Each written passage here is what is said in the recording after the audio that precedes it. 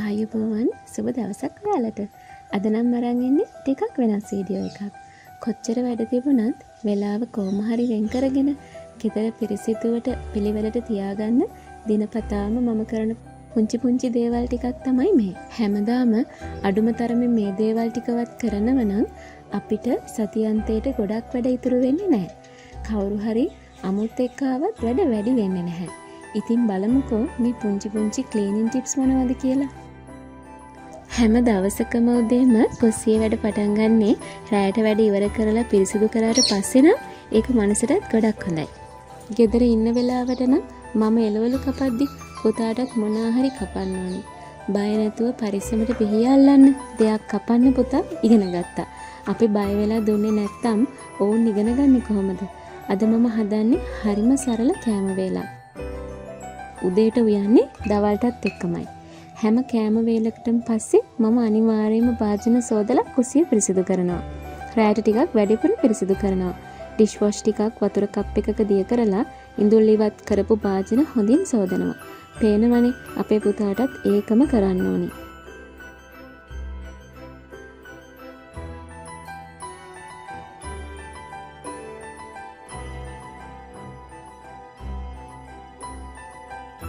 හොදපු භාජන වතුර බේරෙන්න සිංක් එක ළඟම ට්‍රේ එකක තියෙනවා.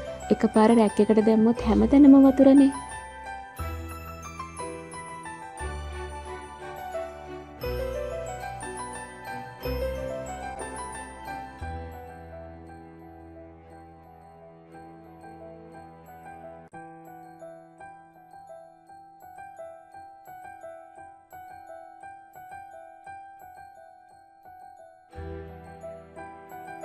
භාජන සෝදලා තව දෙයක් අල්ලන්න කලින් මම නිතරම පිරිසිදු සර්වියට් එකකින් අත පිහිද ගන්නවා. නැත්තම් වතුර රැඳෙන එකෙන් අත් ඉක්මනට වේලෙනවා.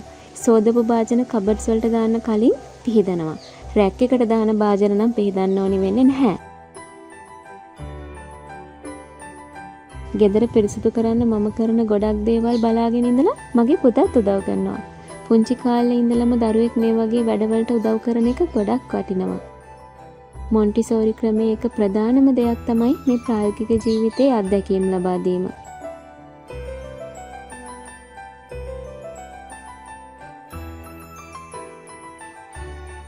තව දෙයක් ක්ලීනින් රූටින් එකක් තියාගෙන ඉන්න කෙනෙක්ට මෙන්න මේ වගේ පිරිසිදු කරන උපකරණ ඕනෙමයි. එක එක දේ පිරිසිදු කරන්න විවිධ බ්‍රෂ් ඕන වෙනවා. පාවිච්චි කරලා ඉවත් කරන ටූත් බ්‍රෂ් එක වුණත් ඕන වෙනවා. ටවුන් එකට ගියාම මේ වගේ බ්‍රෂ් කීපයක් ගන්න. මෙන්න මේ රතු පාට ස්පොන්ජ් එක ගොඩක් හොඳයි. හැම දෙම පිරිසිදු කරන්න පාවිච්චි කරන්න පුළුවන් හොඳ ස්පොන්ජ් එකක්.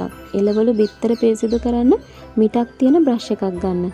බෝතල් වීදුරු පිරිසිදු කරන්න දිග මිටක් තියෙන බ්‍රෂ් එක ලේසි. මේ හැම දෙම එක ග්ලව්ස් එකකුත් තියෙන්න ඕනේ. කිචන් ටවල්ස් ටිකකුත් ඕනේ. ඒප්‍රන් එකක් පාවිච්චි කරන්න පුරුදු වුණාම ඇඳුම් වල වතුර ඉඳුල් කුණු ගෑවෙන්නේ නැහැ.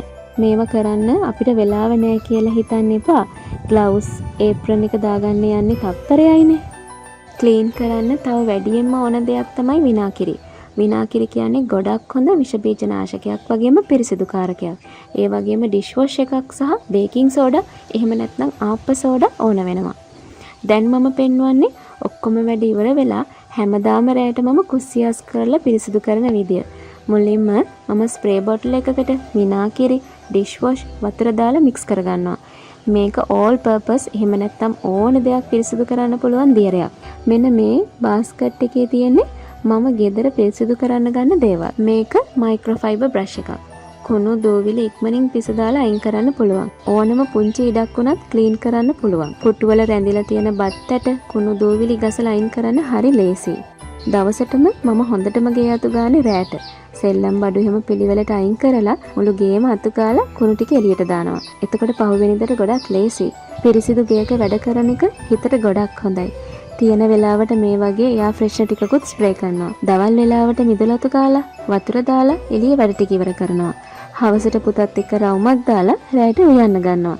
දවස ඉවර වෙනවා හරිම වේගෙන්. රැයට තමයි මම වැඩියෙන්ම කුස්සිය පිරිසිදු කරන්නේ. ඒ වෙලාවට නම් ග්ලව්ස් ඕනෙමයි.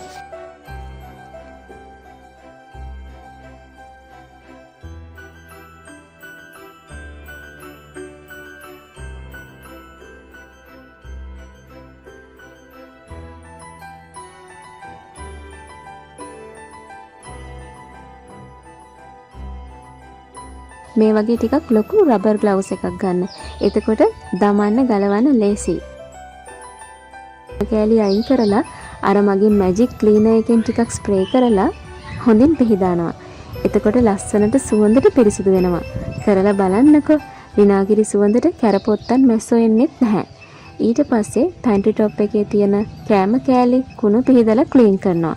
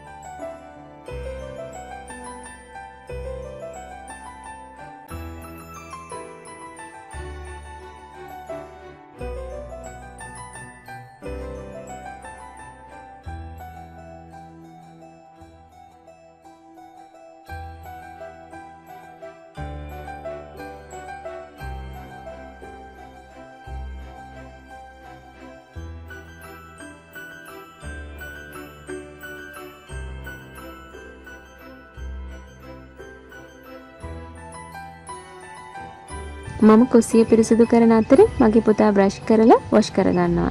එයාගේ තාත්තා එක්ක. එයා වේලසනින්ම නිදි වෙනවනේ. ගෙදර පොඩි පොඩි වැඩ එකතු වෙලා කරාම වැඩත් ඉක්මන් ආදරෙත් වැඩි වෙනවා.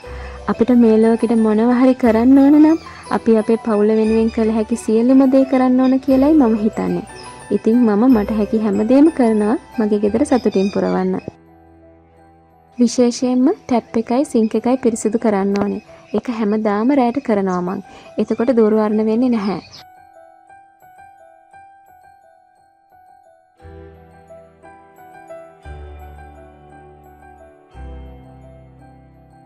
බ්‍රෂ් එකකට ටූත් පේස්ට් ටිකක් දාලා ටැප් එක මදින්න ඕනේ. පුංචි තැන් පිරිසිදු කරන්න බ්‍රෂ් එකක් පාවිච්චි කරන එක හරිම ලේසියි. එතකොට කරදරයක් නැතුව පිරිසිදු කරන්න පුළුවන්. පිරිසිදු කරලා ඉවර වෙලා ස්පොන්ජ් එක වතුර සහ විනාගිරි ටිකක් මිශ්‍ර කරලා මුළු රෑම තියන්න. එතකොට පහුවෙනිදට ස්පොන්ජ් එක පිරිසිදුයි. විෂ බීජ නැහැ. ඒ වගේම සුවඳයි.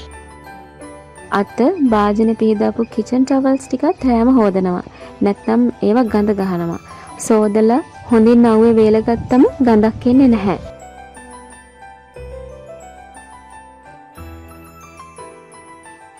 උදේම උයන්න ඕන වෙන නිසා රයිස් කුකර් එකත් හොදලා පිහදලම තියනවා. කටින් බෝඩ් එකත් ලස්සනට තියෙන්න ඕනේනේ. නැත්නම් එළවලු පැල්ලම් වලට ඒක දොරවර්ණ වෙනවා. මේ විදිහට බේකින් සෝඩා ටිකක් ඉහලා දෙහි කෑල්ලකින් හොඳින් අතිල්ලුවම කුණු පැල්ලම් හොඳට අයින් වෙනවා. විනාගිරි බේකින් සෝඩා නිතරම ගෙදර තියාගන්න. ඒවා හරිම ප්‍රයෝජනවත්. බේකින් සෝඩා භාවිත කරලා නැවුම් එළවලු පළතුරු වල විෂ අයින් කරන්නත් පුළුවන්. මම ඒ ගැන වෙනමම වීඩියෝ එකක් කරලා ඇති. අන්තිමටම කුස්සියේ තියෙන දවස පුරාම පාවිච්චි කරපු දේවල් ටිකත් පිහදනවා. නැත්තම් මේවායේ වතුර දූවිලි රැඳුනොත් පහුවෙනිදට ගඳ ගහන්න පුළුවන්. බ්ලෙන්ඩර් එක, ෆ්‍රිජ් එක, කෑම මේසය අනිවාර්යයෙන්ම පිහදනවා.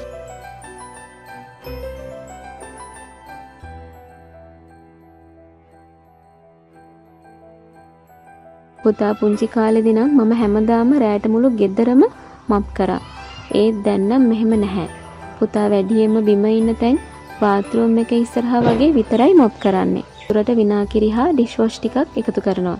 බලන්නකෝ මේ දේවල් දෙකෙන් විතරක් මුළු ගෙදරම පිරිසිදු කරන්න පුළුවන්. අපිට වෙන වෙනම පිරිසිදු කාරක ඕන වෙන්නේ නැහැ. ඔක්කොම වැඩ ඉවර වෙලා මම වොෂ් එකක් ගන්න කලින් විනාඩි 5ක් කරන් බාත්රූම් එක පිරිසිදු කරනවා. ගොඩක් පිරිසිදු කරන්නේ නැහැ.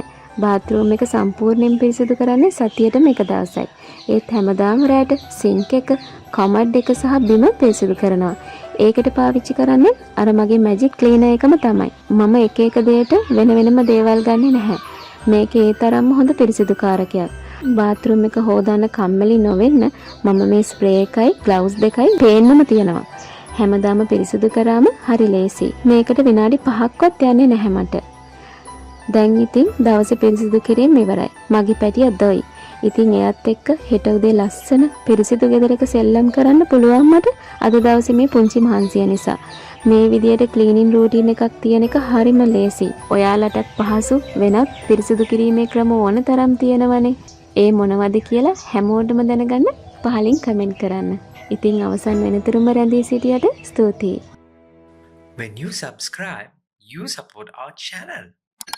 It's easy and free.